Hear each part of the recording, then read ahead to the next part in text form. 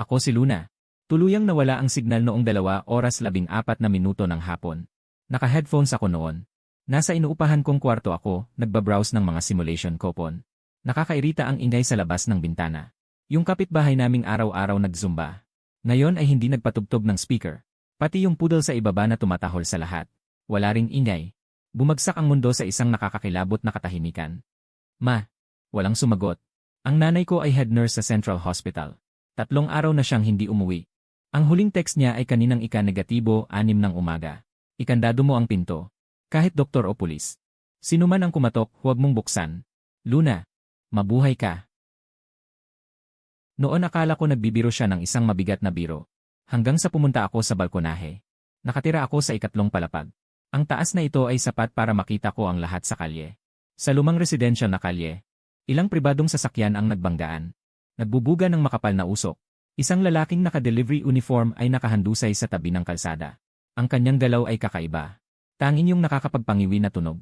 Agad na tumulo ang malamig na pawis sa aking palad. Sa sandaling iyon, may kumatok sa pinto. Mabagal ang ritmo. Ngunit ang lakas ay nakakagulat. Luna, nandyan ka ba? Boses ng isang babae.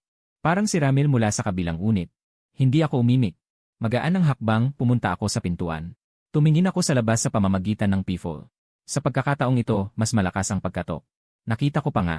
Ang alikabok sa security door ay nahuhulog ng paunti-unti. Napagtanto ko na, ang lumang residential building na ito ay hindi naligtas. Pinilit kong kumalma. Ang tanging sandata ko ay ang natitiklop na kutsilyo sa bag. Iyon ang binili ko para sa pagtatanggol sa sarili. Solid na baseball bat na aluminyo. Tumakbo ako pabalik sa kusina. Lahat ng mga lalagyan ng tubig. At pinuno ko ng tubig mula sa gripo ang lahat ng mga walang laman na bote. Kahit may tubig pa ngayon. Pero sino ang nakakaalam pagkalipas ng ilang oras? Kung ang sistema ng supply ng tubig ay babagsak. Pagkatapos, nagsimula akong magsiksik ng mga gamit sa bag. Chocolate, compressed biscuits. Ilang lata ng lunch meat na hindi pa expired. Bakit alam ng nanay ko na may pagsiklab? Tinitigan ko ang screen ng cellphone. Kahit walang signal. Paulit-ulit ko pa ring binabasa ang mensaheng iyon. Kung hindi, napansin ko ang oras ng pagpapadala ng mensahe. 6 oras. Noong panahong iyon, ang umagang balita sa telebisyon ay nag-uulat pa rin ng lokal na pagsiklab ng trangkaso. Maliban kung nasa pinagmulan siya. Nasuntok ang pinto ng seguridad at nagkaroon ng maliit na siwang. Lu. Lei. Naaalala pa pala niya ang pangalan ko. Ito ang unang beses na humarap ako sa kamatayan. Pero alam ko, kung hindi ako kikilos ngayon, wala na akong pagkakataong pumunta sa ospital para hanapin ang nanay ko. Ang paglabas sa harapang pinto ay pagpapatiwakal. Hindi alam kung ilan pa sa mga bagay na iyon ang sumusunod sa labas ng pinto. Ang delivery rider na iyon sa kalye ay tumayo na. Nakita niya ako. Hindi siya tumakbo.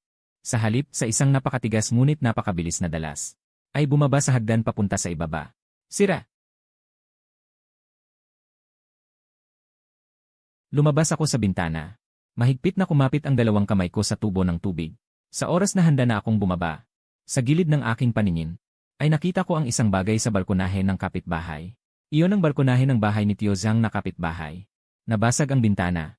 Nakalatag sa sahig ang isang itim na two-way radio na gumagawa ng mahinang pagsagitsit. Dito ang rescue point. South Suburb Gymnasium. Kung naririnig niyo ito, pakiusap. Ulitin ko. Biglang umugong ang utak ko. Nandoon ang nanay ko. Naggitngit ako at dumulas pababa sa tubo. Nasugatan ng magaspang na tubong bakal ang aking palad. Masakit na parang apoy. Nang malapit na sa ilalim, hindi kinaya ng awning ang bigat ko. Napunit ito ng may tunog na rip. Bumagsak ako ng malakas sa lupa. Talagang naglipat-lipat ang aking mga laman loob. Sa kaliwa ang eskinita papunta sa pangunahing kalsada. Sa kanan ay patay na daan. May ilang bangkay na nakahiga ng kalat sa eskinita. Sinisikap kong hindi tingnan ang kanilang mga mukha. Kung may basurang humaharang, sisipain ko ang kanilang mga paa. Kung may basurang humaharang, kinuha ko ang isang itinapong kutsilyong panghiwa ng buto. Mas maganda ito kaysa sa baseball bat. Tumakbo palabas ng eskinita. Biglang lumawak ang paningin. Ngunit mas nakakawalang pag-asa. Dati itong masayang pedestrian street. Ngayon, sa sahig, nagkalat ang mga sapatos. Mga bag at mga meriendang hindi pa tapos kainin. Hoy, dito. Sa isang convenience store sa tapat ng kalye, may isang taong nagmamadaling kumakaway sa akin. Iyon ang rolling shutter ng convenience store. Nakababa na ng mahigit kalahati. Tanging isang siwang na wala pang kalahating metro ang taas ang natira. Isang babaeng puno ng pekas ang mukha. Ay natatakot na nakatingin sa aking likuran. Lumingon ako. Ang delivery rider na yon ay hindi ko alam kung kailan siya nakarating sa bungad ng eskinita. At sa kanyang likuran, sa kanto ng kalye, ay lumalabas ang isang makapal na grupo ng mga anino. Sumigla ako ng pinakamabilis na takbo sa buong buhay ko. Bago tuluyang bumaba ang rolling shutter, sumingit ako sa loob. Agad na narinig ang tunog ng pagbangga sa labas. Kasama ang nakakatusok na tunog ng mga kuko sa metal. Nakahiga ako sa malamig na sahig na baldosa at humihingal ng malalim. Parang nasusunog ang baga ko. Ikaw si Luna. Ang babaeng iyon ay may hawak na stone gun para sa pagtatanggol. Nakatingin sa akin nang nanginginig sa takot. Nakilala ko siya. Siya ang mus ng katabing klase sa paaralan. Sofia, ano ba talaga ang nangyayari sa labas? Tumayo ako. Tiningnan ko ang paligid ng convenience store na ito. Maraming pagkain at tubig dito. Pansamantalang ligtas. Ngunit hindi ko pinansin ang kanyang pag-iyak. Sa halip, naglakad ako papunta sa monitor ng TV sa likod ng convenience store. Ipinapakita ng screen ang sitwasyon sa likod na pinto. Sa pintuan ng freezer sa likod ng convenience store, nakatayo ang isang taong nakasuot ng puting Amerikana. Nakasuot siya ng face mask. Kalmadong pinagmamasdan ang mga zombie na gumagala sa kalye. Itinaas niya ang braso na may hawak na syringe. Marahan niyang ibinaba ang face mask. Tahimik na gumawa ng pagbigkas ng bibig. Naunawaan ko. Ang sinabi niya ay, bahala ka sa iyong sarili. Pagkatapos, ang dating maliwanag na ilaw ng convenience store ay biglang namatay. Pati ang monitor ng CE. Nabalot ang lahat sa tahimik na dilim. Naku, sa loob ng nakasarang espasyo na ito, sa sandaling mawala ang paningin, ang mga hiyaw ng sakit sa labas ng kalye ay napalakas ng walang hanggan. Napasinghap at napasigaw si Sofia. Biglang umatras. Tumba ang isang hanay ng mga estante. Tumahimik ka. Nakatuntong ako sa isang hanay. Tumahimik ka. Inibaba ko ang boses. Sumubod ako patungo sa pinagmulan ng tunog. Tinapan ko ng mahigpit ang kanyang bibig. Nararamdaman ko ang kanyang buong katawan, na nanginginig ng matindi. Malamig na luha ang dumikit sa aking kamay. Makinig ka, Sofia. Ang mga bagay na iyan sa labas ay sa tunog. Lubhang sensitibo. Kung tatawag ka muli, itatapon kita palabas. Huminga ng malalim. Kung naintindihan mo, tumango. Mabuti. Binitawan ko ang kamay ko. Hinawakan ko ng mahigpit ang kutsilyo na kinuha ko. Ang mga ukit na anti-skid sa hawakan.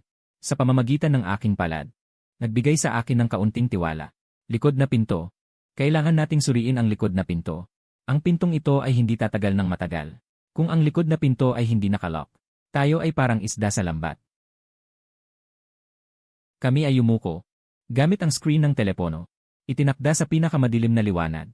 Dumaan sa mga hilera ng istante. Patungo sa bodega sa loob ng tindahan. Nakarating sa dulo.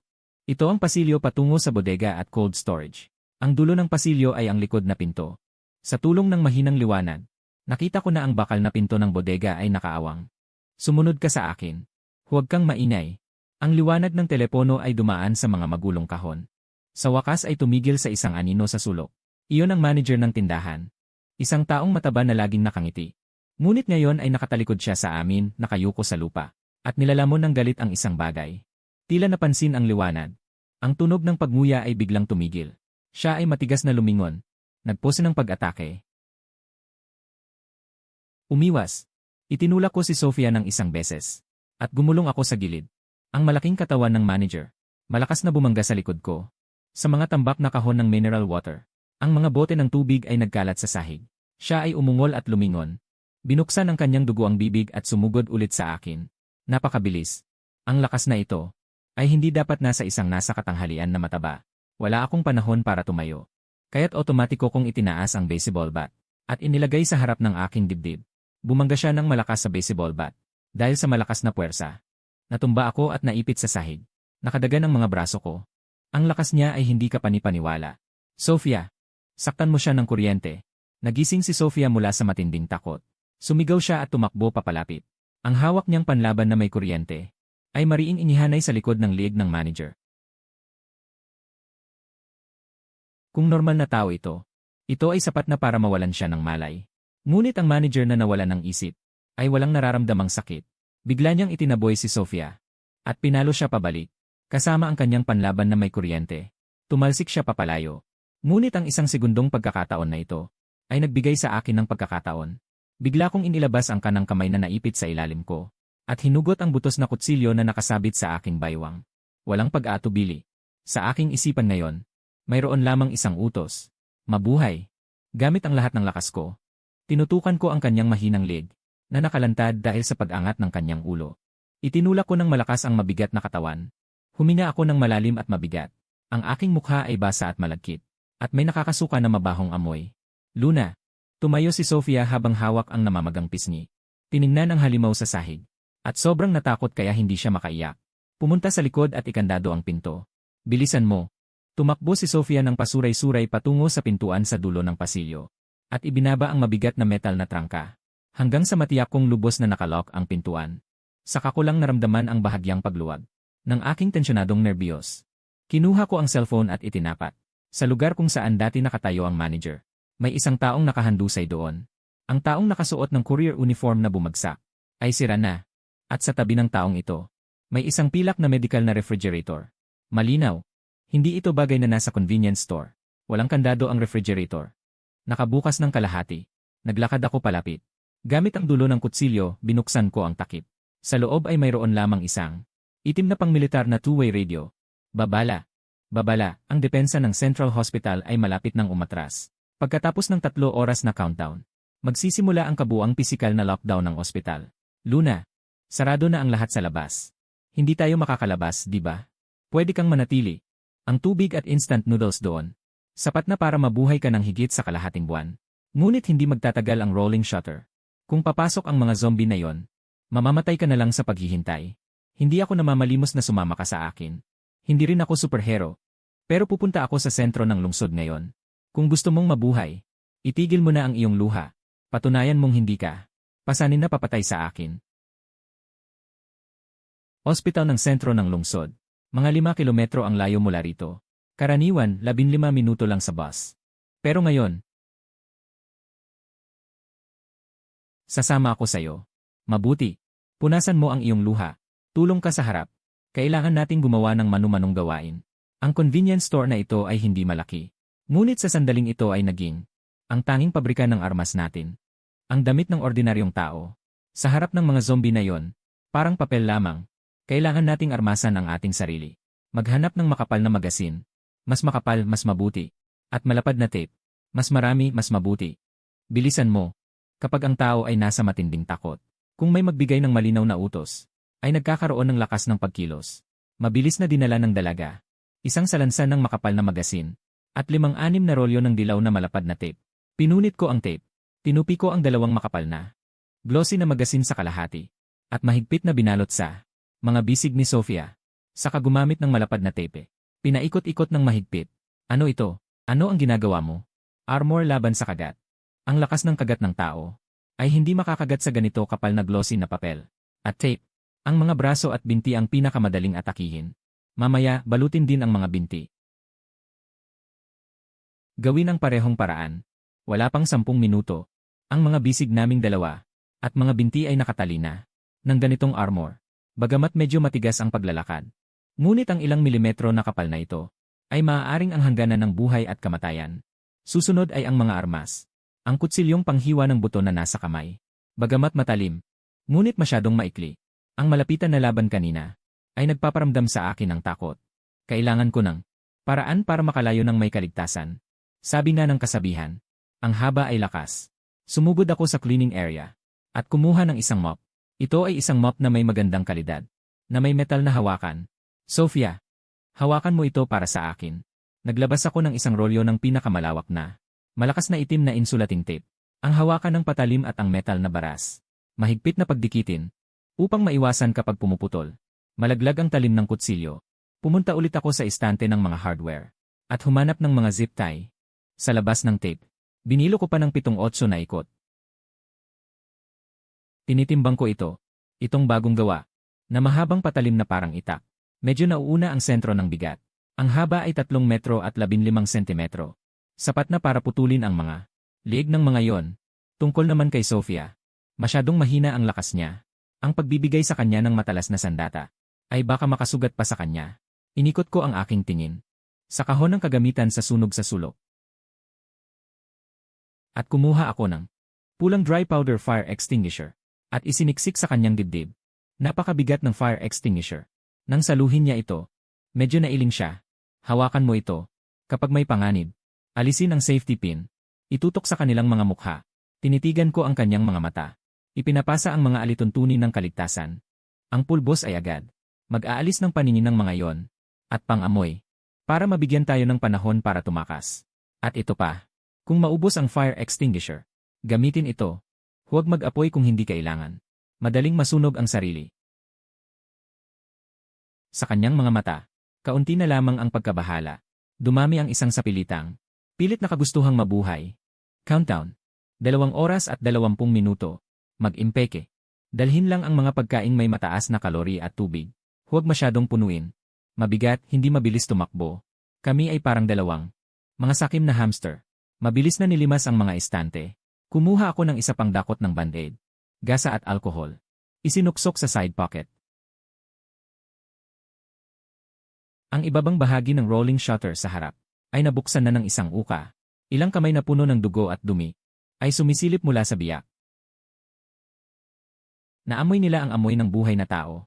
Dumarami ang bilang. Sa labas ay hindi bababa sa ilang dosena. Kailangan dumaan sa likod. Ang puting gown na yon, dahil nakalabas siya sa likurang eskinita. Ibig sabihin may daan doon. Tandaan ang susunod na sasabihin ko. Ito ay tungkol sa kung makakaligtas tayo. Sa susunod na 5 minuto. Una, kapag lumabas, huwag kailanman sumigaw. Kahit mahawakan ang iyong binti, lunukin mo ang iyong sigaw. Pangalawa, kung mapalibutan, susubukan kong mag-una sa pagbukas ng daan. Sumunod ka ng malapit sa akin. Kunin ang fire extinguisher para takpan ang gilid. Kung ako ay bumagsak, huwag mo akong pansinin. Mag-spray ng daan. Tumakbo ka papuntang ospital. Pangatlo, huwag kang magkaroon ng awa sa kanila. Hindi sila mga kapitbahay. Hindi rin mga guro. Ang init at matinding. Amoy ng dumi ay sumalubong sa atin. Sa likurang eskinita ay wala ngang grupo ng zombie. Ngunit mas malala ang sitwasyon kaysa inaakala. Isang truck ang bumangga sa pader. Hinarangan ang makipot na daan. Ang makina ay hindi pa ganap na lumamig. Hindi pa gaanong katagal ang pagkabangga. Sa ibabaw ng hood, ilang mga anino ang nakapaligid sa isang nasirang katawan na mabangis na kinakain. Sofia, sumunod ka sa akin. Huwag matakot. Sumigaw ako ng malakas. Hinawakan ko ang mahabang metal na baras. Itinutok ang mahabang patpat sa kanyang mahinang bahagi. Sa pamamagitan ng kanyang pagsugod pasulong. Marahas na itinulak pasulong.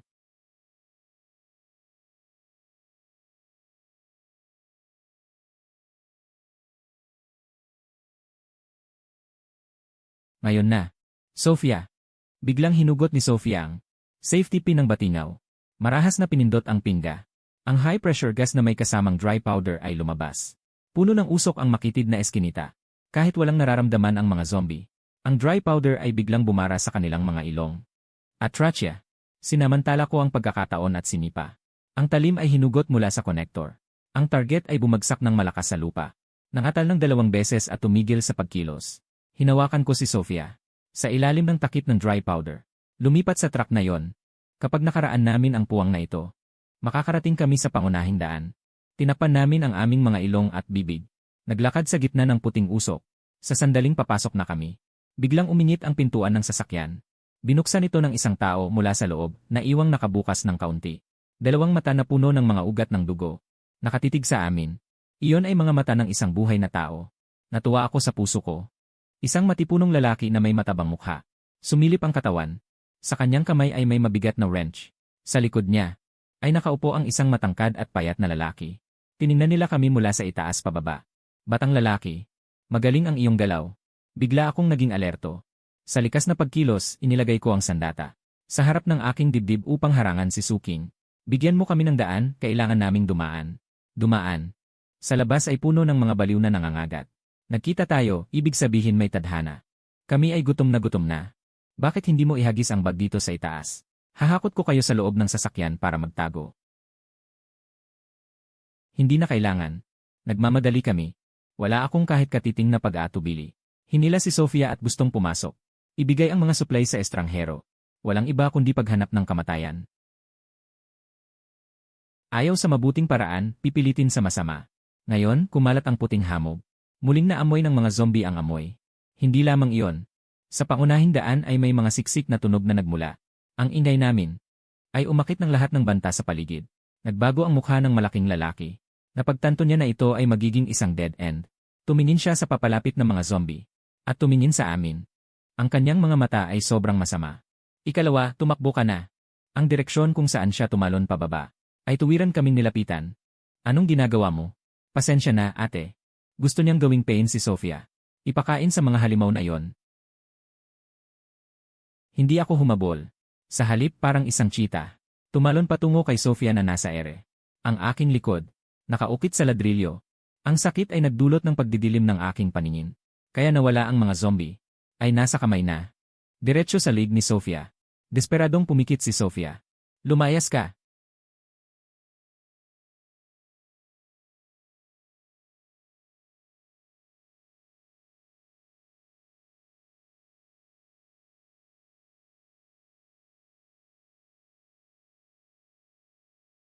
Hindi ko pinatay si Boren. Pero gusto akong gawing pain ni Boren. Sofia, iabot mo sa akin ang insecticide. Hindi ko na tiningnan kung ano ang nangyari sa kanya. Dala-dala ko lang si Sofia. Umakyat kami sa bubong ng sasakyan. Umakyat sa mga balakid gamit ang kamay at paa. Tumalon mula sa kabilang panig. Nakadapo kami ng matatag. Gilid ng pangunahing daan. Ito ang batas ng katapusan ng mundo. Ang mananakit ay unti-unting nananakit sa sarili. Ikaw ang iyong kamay. Tiningnan niya ang kaliwang braso ko. Malalim na butas na kagat. Tumulo ang luha mula sa mga mata. Kung hindi ako sumugod, ang kagat na yon ay dumurog. Ay ang kanyang lalamunan. Hindi mamamatay. Hindi tumagos ang baluti. Tumigil ka sa pag-iyak. Mag-ipon ng lakas. Ang nakaraang sagupaan ay hindi lamang nauubos ang lakas, kundi sinayang din ang mahalagang oras. Isang linya ng mga sasakyan ang humarang sa daan. Sa daang dapat daanan ay nakapark ang dalawang armored personnel carrier. Ang mga sako ng buhangin ay bumuo ng depensa. Sa likod ng depensa ay mga zombie na parang itim na alon na gumagala ng walang layunin.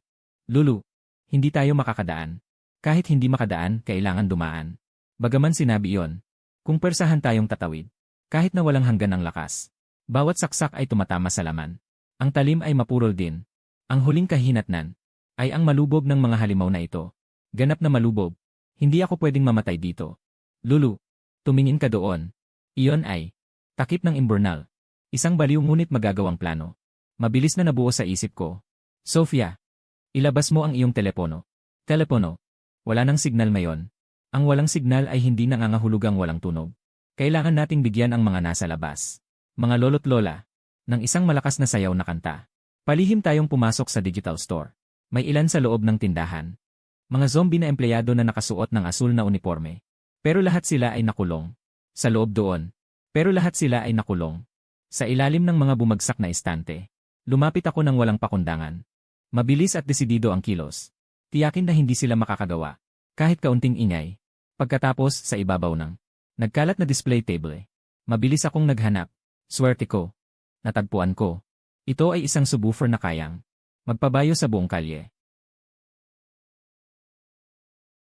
80% pa ang baterya. Sapat na. Mabilis kong binuksan ang speaker. At ipiner ito sa telepono ni Sofia. Sa pamamagitan ng Bluetooth. Ano ang gagawin mo?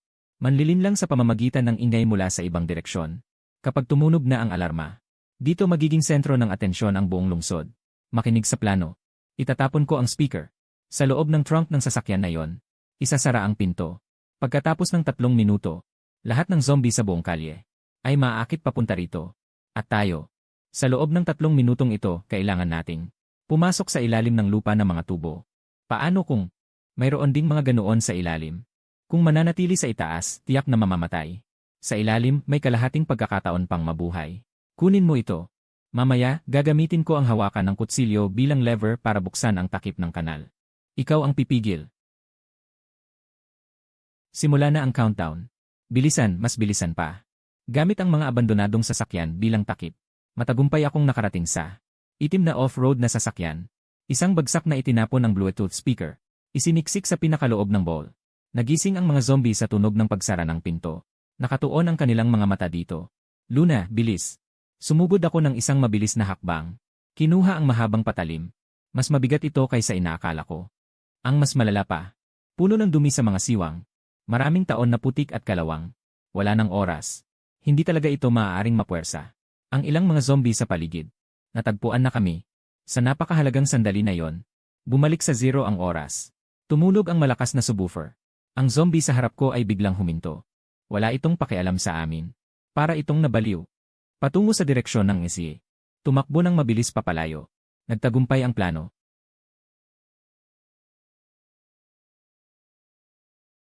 Bumaba ka na, bilis. Sumunod si Sofia sa kinakalawang na. Hagdan patungo sa kadiliman. Sumunod ako sa kanya. Bago bumaba, hinawakan ko ng dalawang kamay ang takip ng balon sa lupa. Gamit ang natitira pang lakas. Hinila ito pabalik sa orihinal na posisyon. Madilim sa loob ng imburnal. Hindi makita ang iyong kamay kahit iabot. Mas malawak ito kaysa sa. Naisip ko, nakaligtas tayo. Huwag masyadong matuwa agad. Sumunod sa pangunahing tubo na ito. Dapat direktang patungo sa ospital. Ang silid imbakan ng bangkay sa ilalim. O silid ng kagamitan. Luna.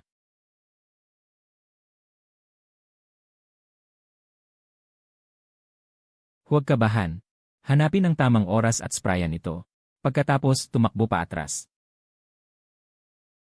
Walang sapat na oras para mag-isip ng labis. Dahil sa aking intuition sa tinatayang direksyon ng ospital.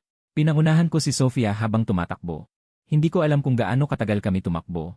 Pagdating sa dulo ng dalisdis, isang pintong may kalawang na rehas. Sa likod ng pinto ang puting baldosa. At ang amoy ng disinfectant sa hangin ay nagpapaliwanag na ng lahat. Lakad.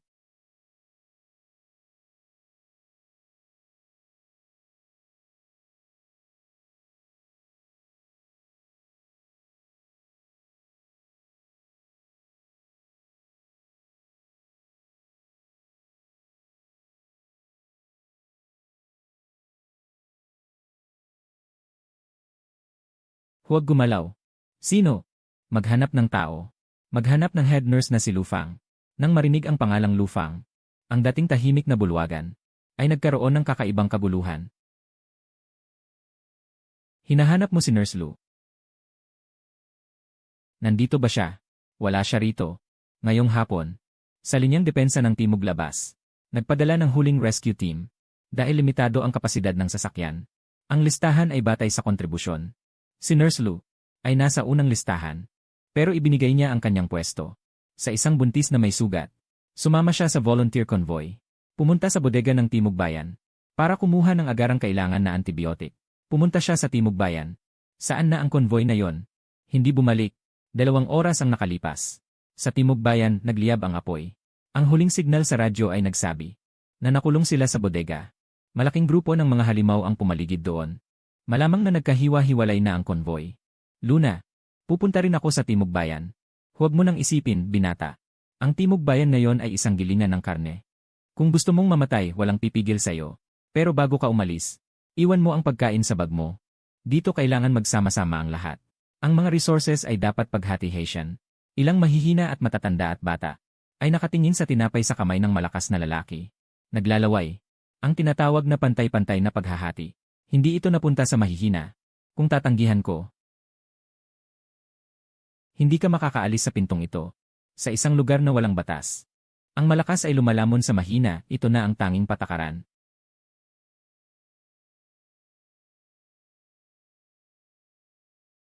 Sa labas ng pintuan, daan-daang halimaw ang naghihintay. Wala kayong lakas ng loob na lumaban sa labas. Dito lang kayo sa loob na nanakawan ng pagkain ng bata. Ang laman ng bag na ito. Ako mismo ang nag-ipon nito mula sa supermarket, nakipagsapalaran. Gusto ninyong agawin? CJ, tignan natin kung matibay ba ang buhay nyo o mas matalas ang aking patalim.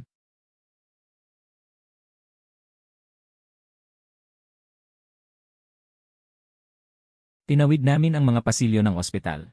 Nagpaplanong lumabas sa gilid na pinto. Iyon ay ang damit ng aking nanay. 8. Sabi ni Tita Lu. Basta't mananatili ako rito ng maayos. Tiyak na babalik siya dala ang gamot. Nagsisinungaling ba siya?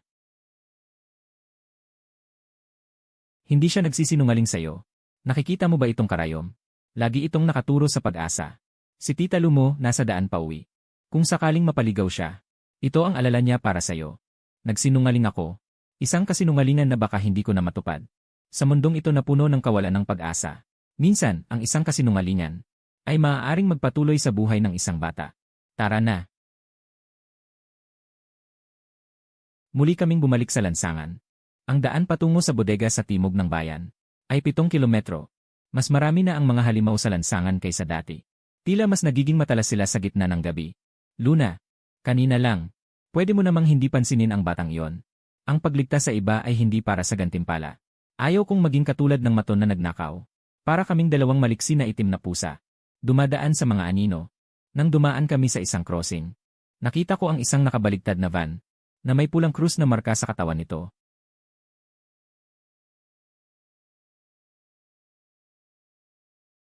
Sumugod ako, hindi para magligtas ng tao, kundi upang tiyakin. Iligtas mo ako. Iligtas ninyo ang inyong mga sarili. Hindi na maililigtas. Ang sahig na yon ay may hindi bababa sa ilang dosenang mga bagay na yon. Tayo lang dalawa. Kung sumugod ka, mamamatay ka. Ngunit, Luna, makinig ka. Ang kabaitan ay hindi katangahan. Mayroon akong taong dapat protektahan. Sa mundong ito, maaari mo lamang iligtas ang mga kayang iligtas ang sarili. Maaari mo lamang iligtas ang mga kayang iligtas ang sarili. Maaari mo lamang iligtas ang mga kayang iligtas ang sarili. Maaari mo lamang iligtas ang mga kayang iligtas ang sarili. Maaari mo lamang iligtas ang mga kayang iligtas ang sarili. Maaari mo lamang iligtas ang mga taong kayang iligtas ang sarili. O ang mga taong may kakayahan kang iligtas. Ang kasalukuyang kakayahan natin. Sapat lamang para tumakbo ng 7 kilometro na ito. Malaking bodega ng logistic. Nag-alab ng malaking apoy na umaabot sa langit. Ang liwanag ng apoy ay nagpapula ng kalahati ng langit.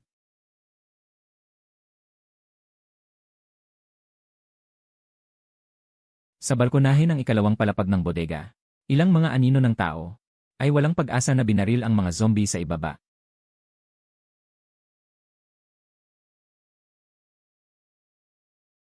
Lumapit ako at suminghot. Mabangong nakakasulasok na amoy. Nagpatingkad ng aking diwa. Ito ay industrial-grade alcohol. Ang apoy lamang ay hindi sapat. Napakarami ng mga zombie. Nakuha ko na. Mataas na konsentrasyon ng alikabok. Kapag nagtagpo ang apoy sa saradong espasyo, magkakaroon ng marahas na pagsabog. Kami ay tumatakbo. Habang pinupuno, ang mga bote ng salamin na puno ng alak, ibinato sa grupo ng mga zombie sa pintuan ng bodega. Samantalang sila ay ginagambala ng apoy. Ilang segundo na puwang, hinila ko si Suking. Mula sa punit na, nababagong siwang ng pintuan sa gilid. Puwersahang pumasok. Nanay, nasaan ka? Luna, ikalawang palapag. Hanapin ang ikalawang palapag.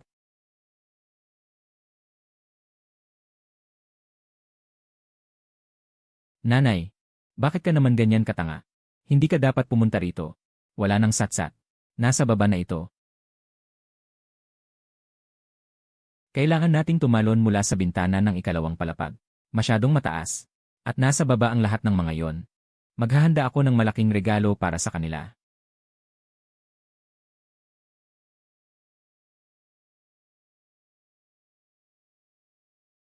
Tara na. Huwag kang hihinto. 5:40 ng umaga. Ang depensa sa timog hangganan.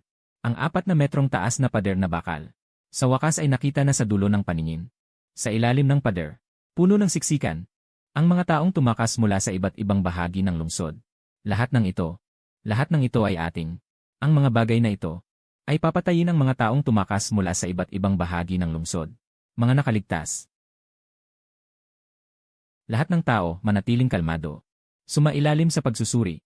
Anumang pagsubok na sa pilitang pumasok sa depensa ay ituturing na impeksyon. Babarilin agad.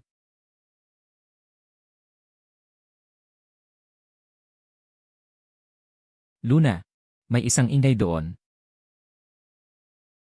Tigil. Manatili ng 3 metrong distansya. Ang nanay ko ay head nurse ng Central Hospital. Kailangan namin ang listahan ng ebalwasyon at experimental na datos. Kailangan naming pumasok. Bawat tao ay maghuhubad para sa inspeksyon. Sinumang may sugat sa katawan ay ihiwalay sa lugar. Kahit isang galos mula sa bakal. Hindi pwede. Ito ay sugat mula sa salamin. Hindi kagat. Ang patakaran ay patakaran. Sa panahon ng inkubasyon ng virus, walang makakapag-iba ng galos at kagat. Dalhin sa zone isolation area. Gumapang ka doon. Huwag humarang sa mga walang sugat na nauna. Ang mga may sugat ay naghihintay ng kamatayan. Ito ang tadhana. Siya ay nakaligtas din. At may kasama pa siyang ilan. Mga katulong na may dalang bakal na tubo. Batang lalaki. Nagkita na naman tayo. Tingnan mo. Ang depensang ito ay hindi kumikilala sa iyong mga prinsipyo. Dito. Ang lakas ang siyang batas. Iwan mo ang iyong ina sa quarantine zone. Isama mo ang babaeng ito at sumama ka sa akin. May kakilala ako rito na makakapagpauna ng pagpasok. Hindi ko pinansin ang panunukso ng kalbong lalaki. Sa halip tiningnan ko. Ang doktor sa loob ng guardhouse. Bastos na bata. Iginagalang mo ba ako? Datas. Ito ang pilit na inilabas ng aking ina. Tungkol sa lokasyon ng mga gamot na yon. Kung wala ang listahang ito, kahit magpasok kayo ng tangke, mga basurang papel lang ang makikita nyo. Gusto mong makipag-areglo? Hindi pakikipag-areglo. Ito ay paghingi ng katarungan. Maaaring sumailalim sa quarantine ang aking ina. Ngunit dapat ito ay isang isolation room na may pangunahing medical na kagamitan. At kailangan niyang mabigyan agad ng glucose at anti-tetanus shot. Kung hindi siya makakalampas ng 24 oras. Puta ang iyong katarungan. Dito, hindi mahalaga ang buhay ko.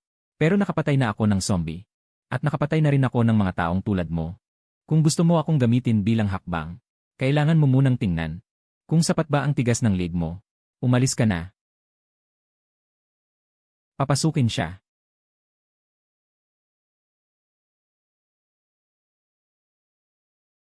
Ako ang commander ng depensa rito. Bata, matapang ka. Pero hindi maaaring labagin ang mga patakaran. Ang iyong ina ay dapat pumasok sa isolation room. Pero maaari kong tanggapin ang mga kahilingan nyo. Bigyan siya ng pinakamahusay na pangangalagang medikal. Tungkol naman sa inyong dalawa. Dahil walang sugat, maaaring direktang pumasok sa isolation room. May mainit na tubig doon. Tuyong damit at mainit na lugaw. Sige na, Luna. Alagaan si Sofia. Ligtas si nanay dito. Sa loob ng depensa ng Timog Suburb. Hindi ito ang kanlungan na inaasahan ko. Ito ay dating isang hindi tapos na sentrong pampalakasan. Sa loob, nahati sa 3 zona. Sa pangunahing zona nakatira ang mga opisyal na inilikas. Mga eksperto at kanilang pamilya. Ang buffer zone ay para sa may teknikal o lakas paggawa na malalakas. At kaming mga huling pumasok, mga sibilyang walang koneksyon, ay itinulak sa putik na zona. Putik na zona. Tunay nga, 10,000 nakaligtas. Nagsisiksik sa mga plastik na tolda sa labas. Kunin na ang lugaw, kunin na.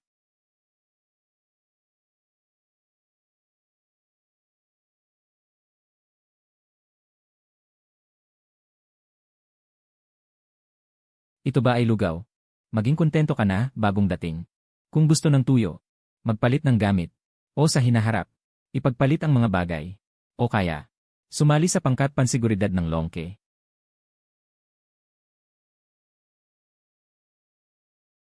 Bumalik sa ating tolda. Iyon ay talaga 2 piraso lamang ng tarpaulin na ginawang mababang kubol. Maliban kay Sofia, may ilan pa. Mga estudyanteng nakatakas mula sa ospital. Kuya Lu, bumalik ka na. May pumunta kanina. Sabi bawat tolda ay kailangang magbayad. Kalahati ng nakaimbak na pagkain. Bilang bayad sa proteksyon. Sinong nagsabi? Ako ang nagsabi. Bata, wala kang dahilan para nandito. Dito, si Longje ang batas. Nagkasala ka sa akin. Kailangan mong bayaran ng buhay. Pero ang mga babaeng ito,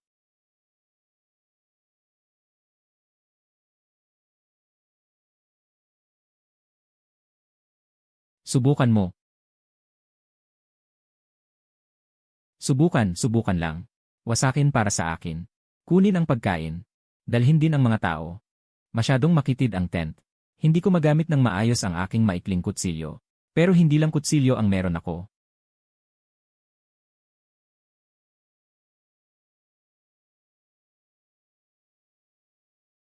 Eche, protektahan ang mga babae.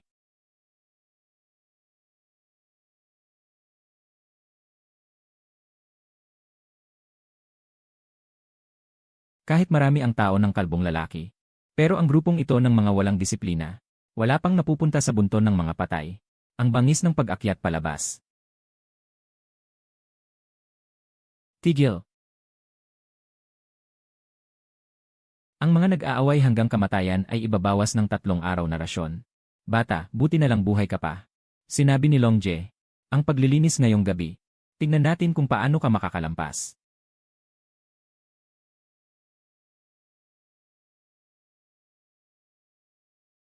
Luna, hindi tayo makakaiwas. Marami silang tao. May teritoryo. Kaming mga estudyante. Sa kanilang paningin, mga tupa lang napapatayin. Sa harap ng mga zombie, kami ay mga nakaligtas. Sa harap ng kapwa-tao, tayo ba ay magiging mga hain? Iche, Sofia, makinig kayo. Hindi tayo maaaring umasa sa mga yon. Mga sundalo na hindi na kayang alagaan ang sarili. Mas hindi tayo maaaring umasa. Ang konsensya ng mga basagulero. Kung gusto ninyong hindi manakawan, ang tanging paraan ay magsama-sama tayo. Ang isang tao ay mananakawan. 10 tao. 100.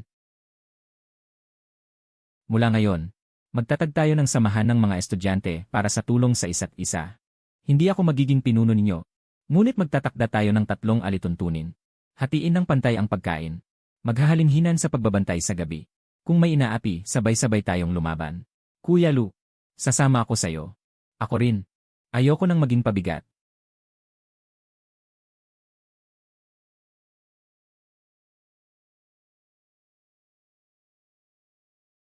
Ang hinahanap ko ay hindi lang pagkain, kundi katarungan din. Alam ko kung bakit si Kuya Long ay kayang mangibabaw dito. Dahil may connection siya sa mga taong namamahala ng mga supply sa loob ng lungsod. Ay may sabuatan. Kinakaltasan nila ang pagkain ng mga biktima at ibinebenta ng mataas na presyo. Hindi lang ito krimen. Ito ay pagpatay. Luna, ano ang balak mong gawin? Kung tayo lang ang ilang tao, hindi tayo makakapasok sa pangunahing lugar. Hindi kailangang pumasok. Sila ay sakim. Ito ang pinakamalaking kahinaan nila. Kailangan natin ng panlaban. Naisip ko ang nanay ko. Nasa isolation area siya. Kung makukuha ko ang mas detalyadong listahan ng medical warehouse, maaari akong direktang makipag-usap sa pinakamataas na commander dito. Ikaw ba si Luna? Alam ko kung nasaan ang taong hinahanap mo. Pero kailangan kong tulungan mo akong pumatay ng isang tao. Sino? Ang deputy manager ng core area. Pinahamak niya ang kapatid kong babae para lang magbakante ng isang kama. Para sa kanyang kabit, hindi malulutas ng pagpatay ang problema. Kahit ngayon hindi. Kung gayon ano ang gagawin natin? Titingin lang tayo habang sila'y nagpapakasasa. Habang ang ating mga tao namamatay na parang hayop sa sakit. Kailangan nating tanggalin ang kanyang pundasyon. Simula bukas, ang Mutual Aid Group ay hindi na lang magnanakaw sa Xizhu. Ace, magdala ka ng ilang lalaking may lakas ng loob. Magtrabaho sa tambakan ng basura. Sila ang bahala sa core zone. Mga basurang galing sa pang-araw-araw na buhay na dinadala palabas. Sofia, ikaw dalhin ang mga babae para tumulong. Maglaba para sa mga pamilya ng tauhan sa core zone. Manahi, o sumali sa logistics group bilang linisero ng Lin. Bakit natin gagawin ang mga gawain ito? Mga gawaing paglilingkod lang yan sa iba. Ang paglilingkod ay para bantayan sila. Sasabihin ng basura sa atin kung ano ang kinakain nila at kung ano ang kulang sa kanila. Ang paglalaba ay magsasabi sa atin kung sino ang nasugatan, kung sino ang palihim na umiinom ng bawal na gamot. Kailangan nating maging mga anino sa loob ng lungsod na ito, kung saan nagpupulong ang pangalawang supervisor na si Zhao. Kailan papasok sa bodega ang mga supply ng Aisle Block? Ang impormasyong ito, kailangan nating lahat. 3 araw. Ang bilang ng mga tagapagtanggol mula sa 5 ay mabilis na lumago hanggang 50. Sa Mud District, hanggat mayroon kang isang subo ng malinis na tubig na maibibigay sa iba, magkakaroon ka ng mga kasama. Nagtayo ako ng isang napakasimpleng, ngunit mahusay na network ng palitan ng impormasyon. Kuya Lu, ito ay hinagilid mula sa basurahan ng papel sa administrative building ng core zone, kahit na sobrang pira-piraso. Pero dahil masusi si Sukin at ang mga kasama niya, nabuo nila ang ilang mahahalagang punto. Ayon sa listahan, kagabi 3 toneladang delata at 20,000 antibiotic ang pumasok sa bodega. Pero kaninang umaga, ang presyong ibinebenta ni Brother Long at ng kanyang mga tao ay umabot ng 10 beses ang taas. At, ngayong araw sa bulsa ng kerida ng pangalawang supervisor na si Zhao, natagpuan ko ang isang personal na promissory note. Ang pangalawang supervisor na si Zhao ay talagang isinangla ang mga gamot ng publiko, mangangalakal sa itim na pamilihan, ipinagpapalit para sa ginto at mamahaling relo. Ang laman at dugo sa wasak na lupain ito ay nasa kanilang mga baso ng alak. Sapat na ang ebidensya. Si Kuya Long ngayong gabi ay magdadala ng mga tao sa bodega para kumuha ng mga paninda. Kukunin niya ang ikatlong bahagi ng mga antibiotics. Ibebenta sa labas. Pribadong base ng mga nakaligtas.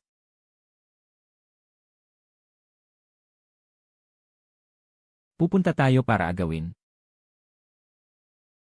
Hindi. Ihahatid natin. Kailangan nating ibigay ang mensahe. Ipaalam sa assistant na gustong umangat. Sabay. Mobilisahin ang lahat ng mga refugee.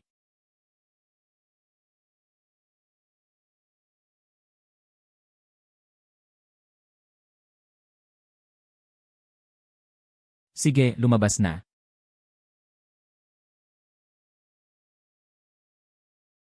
Tingnan niyo lahat. Ano ito? 3 toneladang deleta. 20,000 antibiotic. Iyan ang aming pagkain pangsagip buhay. Pero ipinagbili nila iyan para sa ginto.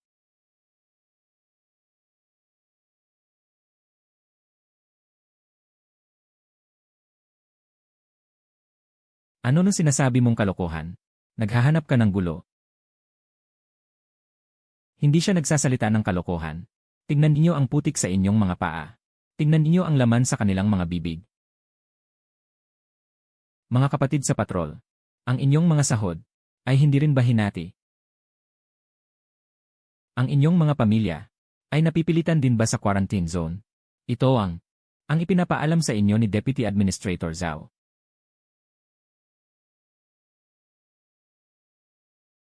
Huwag magpadala sa galit at makipagsapalaran. Huwag saktan ang mga sundalo. Gusto naming makipag-usap sa commander. Gusto naming makita ang katotohanan. Gusto naming pumasok. Gusto naming pumasok.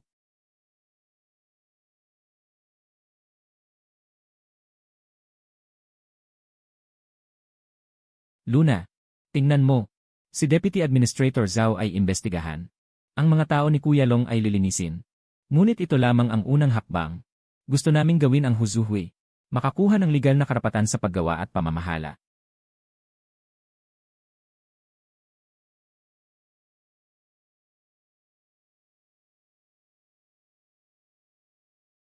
Ikaw, 3 araw ang nakalipas. Pumasok ka sa pinto gamit ang isang listahan. Ngayon, gamit ang ilang dosenang piraso ng papel. Muntik mo nang maalis ang aking bubong. Coronel, ito ay hindi isang pag-aalsa. Ito ay isang reklamo.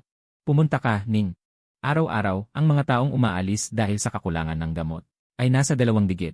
At ang mga numero sa itaas ay sapat para mabuhay sila ng ilang buwan. Dalhin.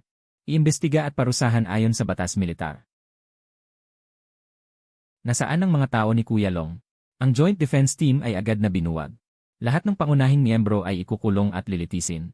Ngayon, nagkalat na ang mga tao. Luna, sumunod ka sa akin sa loob. Si Assistant Manager Zhao ay tinanggal sa pwesto. Ang kapangyarihan ni Kuya Long ay nabunot mula sa ugat. Nanalo ka, Luna.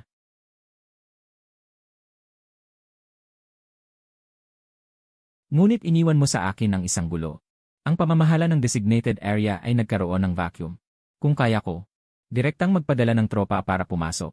Lalo lang palalalain ang oposisyon. Kaya, kailangan nating gawing legal. Ang Student Mutual Aid Association ay nangangailangan ng opisyal na organisasyon. Kailangan nating maging responsable. Ang pangangasiwa sa pamamahagi ng mga supply sa designated area at pagpapanatili ng pangunahing kaayusan. Bilang kapalit, maaari naming ibigay ang pinakatotoo na datos ng populasyon at pag-i-schedule ng lakas paggawa. 20 anyos ka pa lang, Luna. Sa tingin mo kaya ko ang buhay at kamatayan ng ilang libong tao ibigay sa kamay ng isang kabataan? Ang mga bagay na natutunan ko sa loob ng maraming taon. Ayaw ko lahat. Ang tanging gusto ko ay ang mga natutunan ko sa isang taon. Hindi man lang umabot sa 10,000 bahagi ng mga araw na ito. Coronel, kulang ka ng tauhan. At may tiwala ako. Ito ang pinakamahusay na deal. Pagkatapos ng kalahating oras na negosasyon, nakamit namin ang isang pansamantalang kasunduan ng mutual aid sa panahon ng digmaan. Nakuha ng mutual aid group ang opisyal na pulang armband at karagdagang rasyon ng pagkain. Ang mas mahalaga ay, nakuha namin ang pass para sa malayang paglalakbay sa inner city.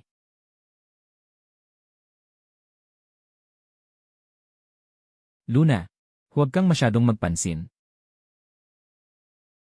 Huwag kang mag-alala.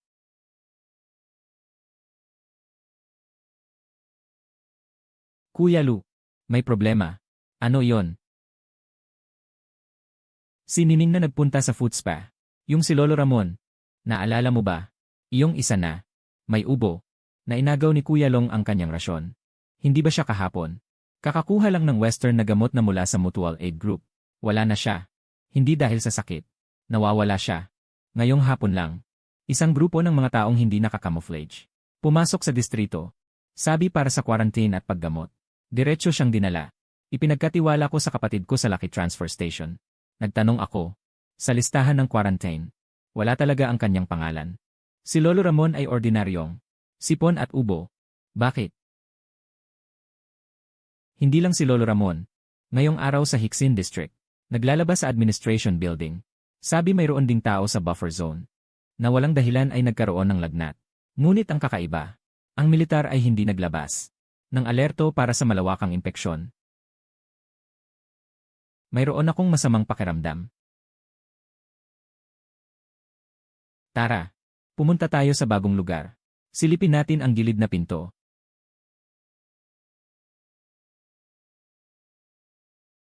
Ito na.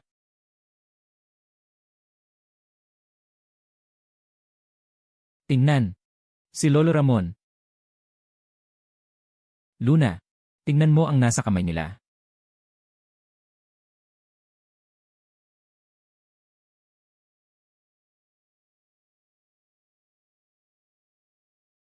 Luna, tingnan mo ang hawak nila. Luna, Luna, Luna, Luna, Luna, Luna, Luna, Luna, Luna, Luna, Luna. Ito ba ay pagliligtas? Oh.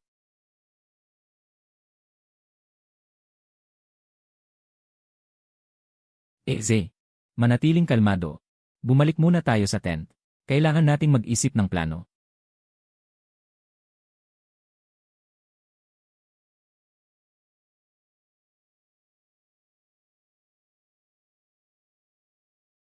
Bukas ng gabi papasok ako sa quarantine zone. Kailangan nating ipaalam kay Vicente Santos. Nasa kanyang sahig ay nahalo. Anong uri ng virus?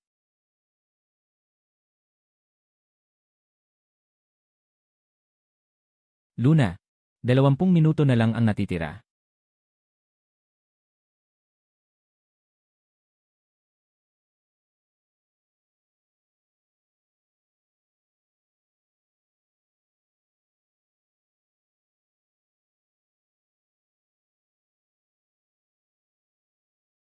Lolo Ramon.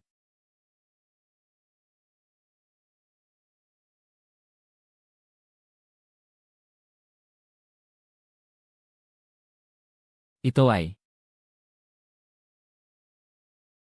Ang nanay mo ay isang himala. Luna, ang ganitong gin ay hindi dapat sayangin sa maputik na lugar. Sa mabahong kanal na ito. Luna, sa hinaharap ng buong sangkatauhan, ay isang.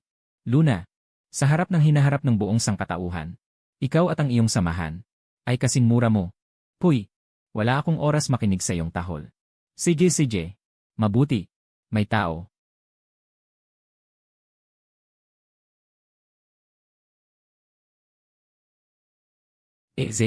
Walang kuryente. Ano ang nangyayari? Manglino.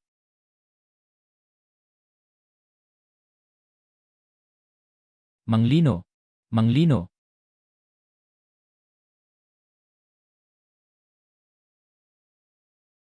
Manglino.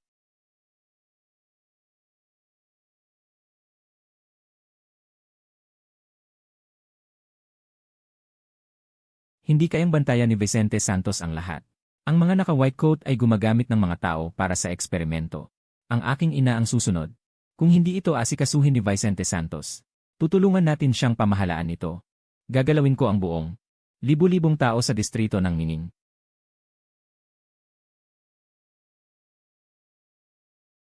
Luna, sabihin mo kung paano natin gagawin. Hindi magwawasak, hindi magnanakaw, hindi sasalungat sa mga sundalo. Gagawin nating makita ng bawat isa sa loob ng linyang ito ng depensa.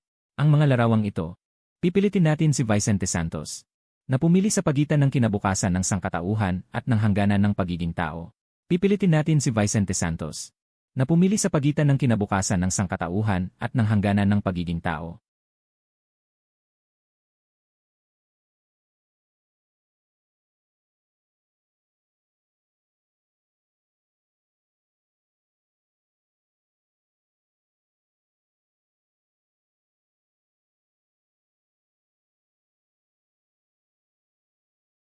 Tingnan ninyo.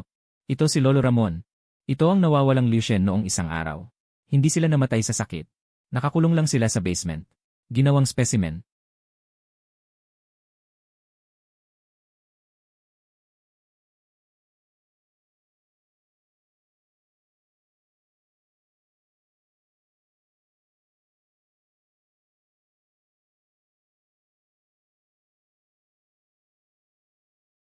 Luna, hinahamon mo ang aking hangganan. Lumitaw. Vicente, ang iyong hangganan ay tinatapakan ng mga taong ito. Ito ay nagtatala kung paano nila ang buong proseso ng paggawa ng mga refugee bilang specimen. Sa harap mismo ng mga mata mo, Vicente. Kasama ang aking ina. Head nurse na si Lufang. Sa ngayon ay nakakulong sa isolation area at naghihintay na anihin. Sabi nila, ito ay para sa ebolusyon ng sangkatauhan. Isang napakalabis at malupit na dahilan. Vicente, ikaw ay regular na hukbo. Protektahan mo ba ang bawat buhay sa linyang depensang ito? O ang mga berdugong itinuturing ang buhay bilang datos ng eksperimento?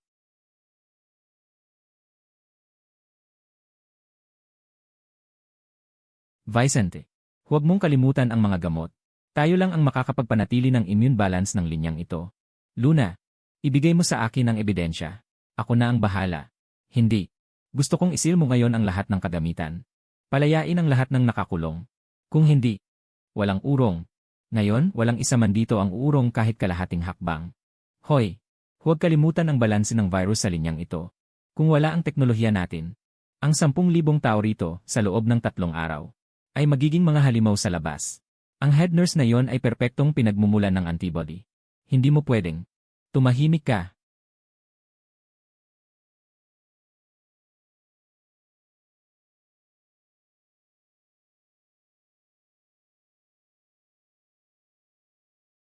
Lahat ng sundalo, makinig.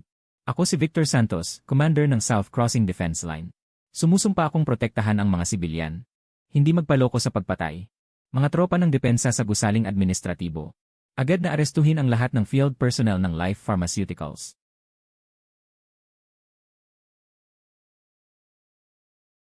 Mas gugustuhin kong mamatay ang 10,000 ito sa impeksyon, kaysa mamatay sila sa ilalim ng scalpel ng kapwa-tao. Baliw ka. Sinira mo ang pag-asa ng buong sangkatauhan. Hindi. Gusto ko lang ipaunawa sa iyo ang utos ng mga taong ito. Pinanatili ko lang ang hangganan ng pagiging tao. Luna, isama mo ang iyong tagapag-alaga. Sumunod ka sa akin sa quarantine zone.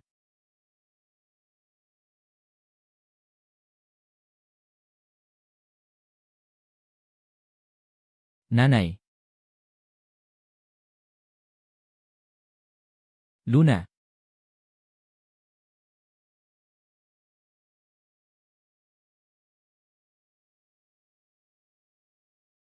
Luna. Mas mahihirap ang susunod na mga hakbang. Ang mga taong iyon ay isang sangay lamang. Sa likod nila ay isang mas malaking sistema. Dahil pinili mo ang katarungan, kailangan mong maging handa sa mas malupit na hamon. Hanggat ang tao ay nabubuhay na parang tao. Kahit gaano kalupit ang daan. Kakayanin ko ito. Malapit lang dapat ang botika.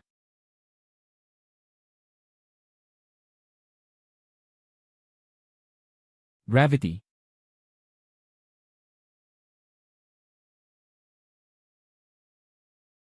Ako. Ako. Ako. Ako. Ako. Ako. Ako. Ako. Ako. Ako. Ako. Ako. Ako.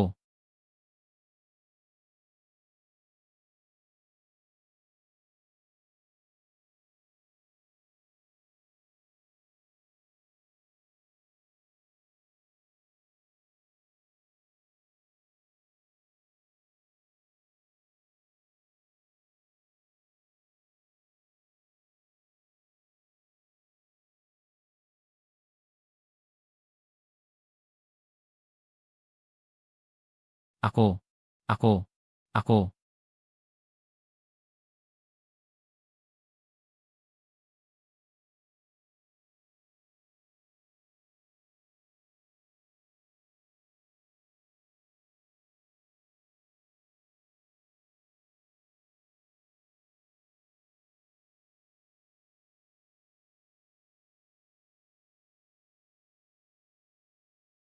Ang pinakaperpektong lalagyan. Ako.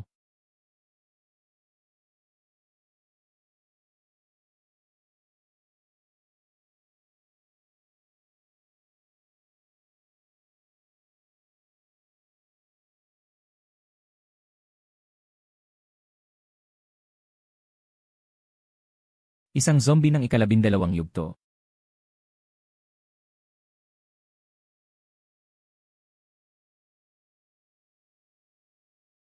Isang zombie ng ikalabindalawang yugto.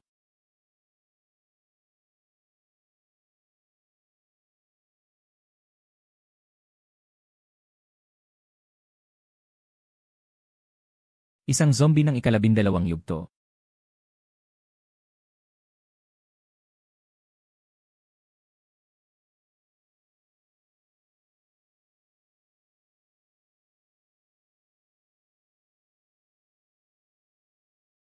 Isang zombie ng ikalabindalawang yugto.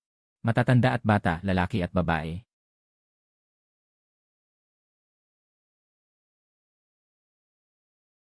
Siya ay nakabuo ng kakaibang pangyayari.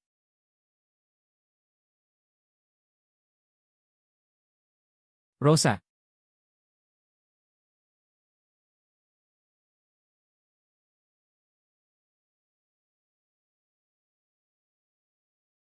Papatayin kita.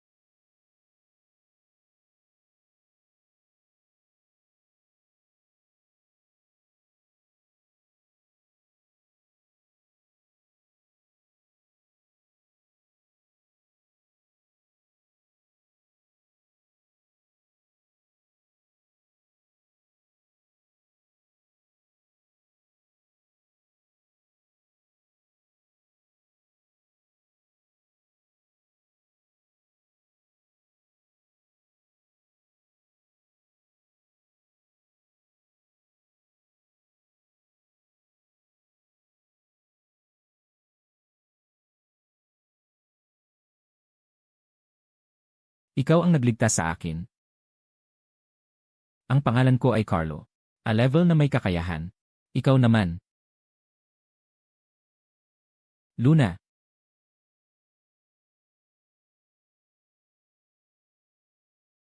Gusto mo bang sumali sa amin?